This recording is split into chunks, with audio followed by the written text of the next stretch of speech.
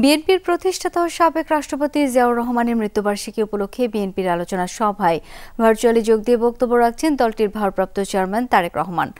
আমরা এই মুহূর্তে সরাসরি চলে যাচ্ছি তার বক্তব্যে। 65% পর্যন্ত বিদ্যুৎ সাশ্রয়ী হাইসেন্স এসি।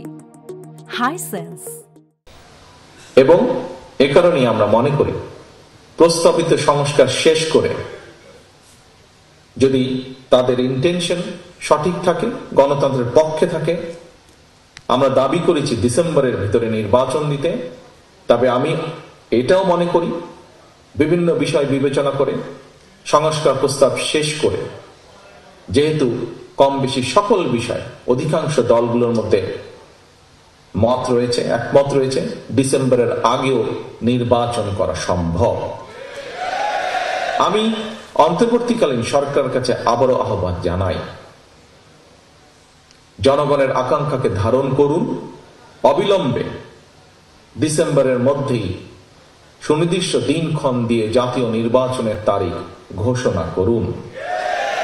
এখানে অন্তর্বর্তীকালীন সরকারের জয় বা পরাজয়ের কোনো কিছুই নেই, বরং স্বাধীনতা প্রিয় জনগণকে একটি সুষ্ঠু নির্বাচন উপহার দিয়ে গণতন্ত্রকেই বিজয়ী করতে সাহায্য করুন। পরিশেষে আজকে এখানে উপস্থিত বিএনপির নেতা কর্মী সহ আপনারা যারা উপস্থিত আছেন, আপনাদেরকে এবং আপনাদের মাধ্যমে বিভিন্নভাবে বিএনপির সর্বস্তরের নেতৃত্বের প্রতি দৃষ্টি আকর্ষণ করে বলতে চাই, স্বাধীনতার ঘোষক শহীদ জিয়ার রাষ্ট্রচিন্তা থেকে প্রতিটি রাজনৈতিক নেতৃত্বের জন্য একটি বার্তা আছে। কি সেই বার্তা? বার্তাটি হলো, রাষ্ট্র পরিচালনায় সফল হতে হলে জনগণের আকাঙ্ক্ষাকে ধারণ করতে হবে, দেশ এবং জনগণের স্বার্থকেই সবার আগে বিবেচনায় আনতে হবে, বিবেচনা করতে হবে।